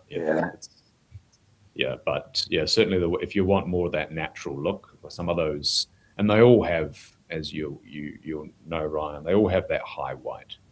No, sorry, not high white, but they all have amounts of white that you just don't see in captivity in those scales, whether it be a vertebral stripe on a Merauke type animal or an Aru or something. That's it's stunning when it's linked with that blue. Yeah. Did you spend much time on Num4? I did. I only found one. There's not a lot of forest left. It's a small island. I found one animal only, and it was big and mainly green with a bunch of white. They looked like BX. It wasn't anything. It didn't have any cool mottling, or I think you guys have probably seen photos of it somewhere. But you'd spent enough time to expect to find more and only found the one. So I can't speak to why that was the case, whether they're few on the ground or the habitat's been, there's not a lot left. There's a lot of like copra, coconut plantations and secondary forest and that sort of thing. And it was, I wonder what the impact of World War II was on some of that. Oh, 100%. Yeah. That was not that we weren't exactly worried about the environment when we were. No, totally. We did a study on. We tried to use stable isotopes and heavy elemental analyses, looking at metal compounds in Burmese pythons in southern Vietnam, and where obviously the war occurred, and we were able to differentiate captive bred and wild specimens, because the wild ones had fucking all these chemicals through them because if I get the Agent Orange and stuff that the US dropped, you know how they just napalmed the forest. A lot of that, all that is still sitting there in the environment, and it's bioaccumulating in those animals. So it was actually really useful for us, because we could say that skin is from a captive animal because it's clean, whereas this one's wild because it's riddled with all sorts of shit. Yeah. Quite funny. They had a big impact on Biak as well. Most of the southern portion of that island, there's not a lot of primary forest cover left, and what has grown back is a sort of measly, crappy, scrubby shit, but quite a few greens in them. Like you wouldn't necessarily, it's not where I'd go. If I was looking at a map, I wouldn't go, I'm going to target this place to look for greens. You'd look for taller, more primary forest. But there were a good number in that regrowth, which was interesting, which I didn't really see elsewhere. I haven't really seen elsewhere. So that was quite interesting. I was surprised on Aru, looking for Bakari, the black tree monitor, And the guys were like, no, don't look in the rainforest. Look at the around the village. And we're like, what? Yeah. And we were like, no, we want to go to the rainforest. And we went out in the rainforest, didn't see any. Go to the village, like, oh, there's 8. Like, so they were clearly happy to live in the altered habitat next to the people. Sure. It was weird. Sure. One interesting thing was we did it out of interest because, for better or worse, oil palm even back then was encroaching into southern New Guinea, and so did a lot of surveys in oil palm plantations on the edge of rainforest to see if greens were in there, and never found them. Which is, you find scrubbies and all the white lips and usual stuff, but never found green. So I don't know if they're able to use. There's some habitats that, they'd struggle to use. Yeah, there's really not. I was just going to say, I think that's their maybe could be some correlation with their preference of with them being such just entirely arboreal animals and their preference to the type of vegetation that they have a preference for. Yeah, 100%. Not a lot of places to perch in an oil palm, Yeah, I've walked through some oil palms and there's none of those little sticks, little small branches, trees they like to set up ambush. Yeah. Yeah, you've seen quite a bit of photos of those younger chondros, not perched on a stick, but on those palm oils that you're talking about there, Ryan. It's pretty interesting. Yeah, the bamboo. In Australia, you find a lot of those little ones around the bamboo, don't you? Yeah, that's the story. I never did. I mean, Okay. you find them there, but yeah, I never. Yeah, along road it's boring, but along road edges because the roads created that ecotone, or really in proper forest wherever a Tree big fall. tree is fallen down. There's a big canopy gap. That's when they're hanging out. Yeah. Well, that's where you see all the skinks. Yeah. Exactly. Yeah. Yes. Yeah, for sure. There's also there's two sides to that. There's if you've got a path or whatever, yes, that creates that kind of little edge that they're looking for their hunting, but it also just makes it easier for us to see them when I'm walking.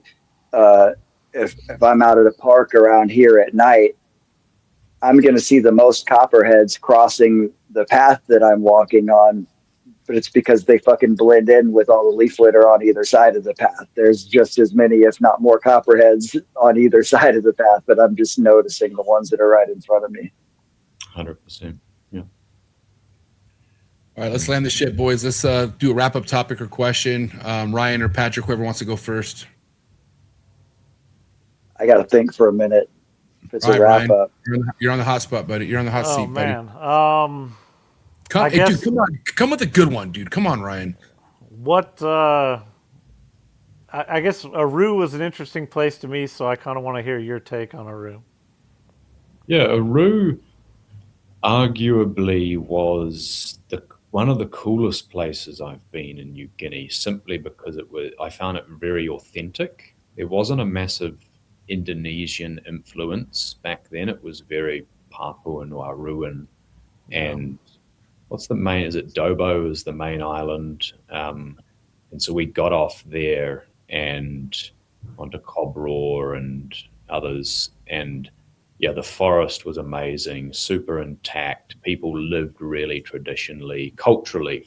From the people side, it was fascinating because we really got sort of immersed into the village and I think I had a month there or something, living in a little village. And then just, the guys, we'd go out at night and they'd be with their little bows and arrows going after deer and things. And so that was super cool. And we'd be out looking for snakes. And yeah, it was just, not necessarily beautiful in the traditional sense, given that it is massive mud islands and there's big mud flats, but you're just getting around in little dugout canoes, and it was very cool in that sense. I'm saddened that I never saw a lot of stuff just because we were stuck in the forest, and it was what we could do by foot mainly, and then by boat or just around the channels, as you would have found as well. But and you can only walk so far in a night. But things like massive ikeheka, the bigger lapwing, the small-eyed snake, New Guinea small-eyed snake, then they were pure, almost pure white, which was amazing. And then heaps of chondros was not an issue, but I never saw the scrub pythons, never saw the black tree monitors or some other cool stuff, which means I have to go back one day. But yeah, no, it was a very, very cool place. Yeah, but not one of the weirdest things sorry. Easy. It wasn't that easy. Food, I remember food was a problem, but that sort of, those are the communities where it was like they've seen white people, but not many of them, and people would come up and like that scene off Peter Pan with Robin Williams where the kids are like, Peter, is it you? And, oh yeah, I got mobbed, man. The guy that one of the villages we went to, they were like, there hasn't been a white person here in like 12 years. Yeah. And so a lot of the little kids had never, and so they all, and ironically they have cell phones, and so they were all taking selfies with you like you were, Taylor Swift or something. It was wild. But the weirdest thing I ever saw was a guy with an old axe hand carving a canoe with a cell phone in his back pocket. It's like, what do you like? That just didn't fit. You're living this prehistoric way, but you have a cell phone in your pocket. So it is weird. Like we were in Wamena, and I didn't see it, but just heard it happen while we were there, and we heard the story. It was, you had the Dani tribe and the Yani, and they're, I don't know, apparently from different ends of the valley or whatever, and they went to war, and the police had to break it up, and they had spears and bow and arrows and things, because the ringtone of the chief from one of the tribes offended someone from the other tribe, big fighter, and it's just like, fuck me, the irony of this is just real. Yeah. And these are guys like in penis gourds and laps, like these are traditional people, proper, and yet the ringtone is what set them off, and you're like, guys, come on. I think they were just looking for any reason. Well, I think so too, yeah. All right. I have two questions. One of them is very quick, and the other one's my wrap-up question. Because I could ask questions like this for another 6 hours. When you fly into Wamena, how far are you away from suitable chondro habitat where there are actually chondros? A long way. Well, okay. Well, again, they may be closer. I just never looked. And because you're going to places like Bokondini and Karabaga, so you have to like this is the range, it comes up, and this is all covered in rainforest, that's all good. Then it hits a plateau, and on the plateau is that Boland's python, kind of cast, limestoney, mountainous, shitty, it's not really rainforest per se, habitat, not like tropical rainforest. And so you're flying into there, and then it's only when you travel and drop off the sides of that central Cordillera, that mountain range, that you're actually getting into proper habitat. And that's what you have to do. And given that Wamena is almost smack bang in the middle of the valley, you do need to go out to those edges. That being said, I can't say unequivocally that there's not chondros somewhere on that plateau in the right habitat, because they sort of do occur on the Papua New Guinea side in the Wagi River Valley in similar stuff. But so yes, we had to go a long way, but they may be closer. Okay. The wrap-up question, because I could think of a million other questions just like that one. Instead, I wanted to change gears a little bit. Do you have a story that stands out that was your favorite experience finding a wild green tree python? It's a boring story, so it's a crappy wrap-up, but it would have been my first chondro, just because you've fallen, and it was in Iron Range. I was like 11 years old or something, and I'd already fallen in love with the place and the species, and it was during the day, which was cool. And Iron Range is fucked now because so many cyclones have gone through, and the rainforest has been torn to pieces, and it's heaps of wait a while and stinging trees, because they're the primary succeeders, that the vegetation that grows up first. when that happens. And so it's not a nice place to walk through now, whereas back in the day, it was like tall, beautiful canopy and very little understory.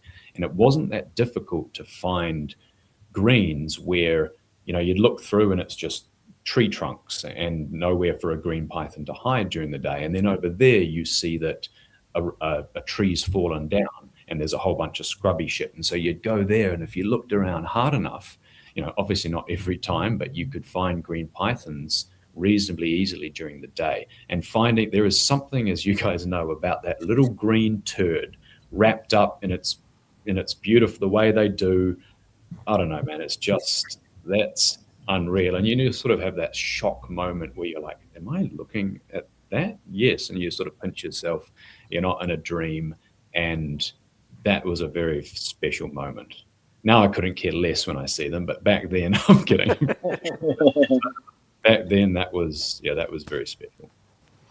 Yeah, that's badass. Thank you. Really cool episode, Dan. At the end of the day, dude, having someone like you a part of this series is pretty awesome. So I'm glad you took some of the time out of your day. It's pretty early over there right now, right? What is it, like 10 a.m. your time right now, Dan? Yeah, no, I tend to get up before 10 a.m. though. It's fine. It's a pleasure, okay, guys. Truly. All right. Well, I don't want to wait as long to bring you back on, so I'll probably be bugging you sometime soon. Like Patrick said, this is something where 2 hours just simply isn't enough. And Patrick could definitely agree on that, and Ryan. So, but yeah, appreciate your time, Dan. For anyone to follow anything that you have going on, where's the best place people can follow you at?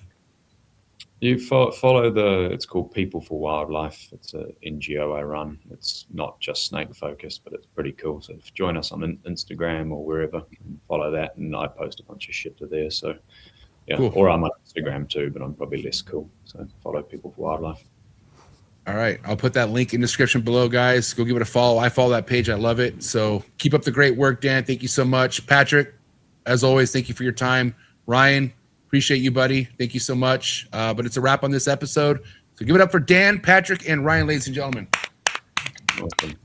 Nice to talk to you again, Dan. Thank you so much. Enjoy the rest of your guys' night and day. We'll talk soon, okay? Thank you. Sounds good. Cheers, guys. All right. Later, boys. All right, hope you guys enjoyed that episode. Chapter 5 is in the books. This is your first time listening in. Please hit that subscribe button, hit that like button, drop a comment in the comment section. Let me know what you enjoyed most about this chapter. Chapter 6, right around the corner, so be ready for that.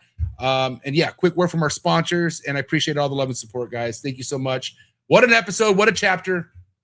See you guys next time, and I'm out. Sorry for the interruption, folks, but a quick word from our sponsors. Shout out to tonight's sponsor, brought to you by ZooMed. ZooMed is proud to be supporting the Trap Talk Reptile Network. At ZooMed, reptiles are our passion. For over 48 years, we've been creating premium foods, supplies, and habitats for reptiles and other exotic animals. We're a company made up of hobbyists that test our products on the hundreds of animals that we care for here every single day. Whether you're an established breeder or a first-time hobbyist picking up your first ball python, ZooMed has you covered with everything you need to keep your animals happy and healthy. I'm excited to talk about this new product with ZooMed called the Slither Sense. It is a remote temperature and humidifying monitoring system, which we all know how important temperature and humidity is to your reptile. And for you to have remote access to your temperature and your humidity in your reptile room could really, really be a game changer for the longevity of you keeping reptiles. So guys, make sure you check out that product. Find the link in the description below. Click on it right now. Give me your feedback in the comments below. Let me know how you're liking a brand new ZooMed product. Shout out to Focus Cube Habitats, the #1 PVC enclosure in the reptile industry, hands down. Everything you guys see behind me are 3x2x2 PVC design enclosures by Stephen and Ashley over at Focus Cube Habitats. My entire room at this point, all Focus Cube Habitat enclosures, and that is for a real reason. My reptiles love them. I've had majority of these Focus Cube Habitats behind me for over 6 years now. So guys, if you're looking to expand your reptile room and get yourself some new enclosures, no better place to visit than Focus Cube Habitat. You head over to focuscubehabitats.com and see how many different design enclosures you could choose from. And you can also follow them on Instagram and stay updated with all current new enclosures on their YouTube channel. So thank you so much, Stephen and Ashley over at Focus Cube Habitats. And I think I got new enclosures in the driveway, so I gotta go. Shout out to Focus Cube Habitats. You are the best. Shout out to tonight's sponsor, and that's the one and only Morph Market and Morph Market Shipping. One of the biggest exciting things about the reptile hobby over the past couple years is Morph Market Shipping taking everything to the next level. Anything as far as reptile purchasing or selling needs can all be done on Morph Market's website. So I highly suggest you go check it out, especially if you're in the market of purchasing your first, second, or third, or fourth reptile. You can find a bunch of legitimate breeders on Morph Market's platforms. They stand very tall on representing the best breeders we have in the hobby. So don't look anywhere else when it comes to looking for your new reptile. Not to mention, if you're looking for aquatics or your next plant, Morph Market's a spot for you as well. Make sure you head over to morphmarket.com. And the best thing about Morph Market's platform, you could ship directly from their website with Morph Market Shipping. Morph Market Shipping has saved this hobby millions of dollars as a whole. I myself saved thousands with Morph Market Shipping last year due to their insanely cheap rates. So definitely go take advantage of these rates on top of the amazing customer service that comes along with Morph Market Shipping. Shout out to Darian and Zach, and shout out to the entire Morph Market team. So proud to be a part of this team. Thank you so much for Morph Market Shipping and Morph Market, and so excited to announce new Morph Market features that are going to be hitting the reptile hobby real soon, like live sales on Morph Market. Thank you so much, Morph Market and Morph Market Shipping. For over a decade, we've pursued a singular vision, producing the finest breeding stock the hobby has ever seen. From carefully planned pairings to thoughtfully designed environments, every detail is considered. And when you bring one of our animals home, you're not on your own. We provide lifetime husbandry support every step of the way. Whether you're building your first enclosure or expanding your collection, we're here for you. Sundown Reptiles. Thank you for all the fellow support. Thank you so much for anyone who watches the Trap Talk Reptile Network. Hit that like button. If you hit that subscribe button, hit that notification bell. You'll be notified of every new episode dropping here out of the network 7 days a week. And also by hitting that like button, hitting that subscribe button, it pushes this network out to other new keepers coming into the hobby. So by you doing that, it does more than you think. So thank you so much again for all the support. And if you're not already a subscriber, please hit that subscribe button. We're doing big things over here and we really appreciate it.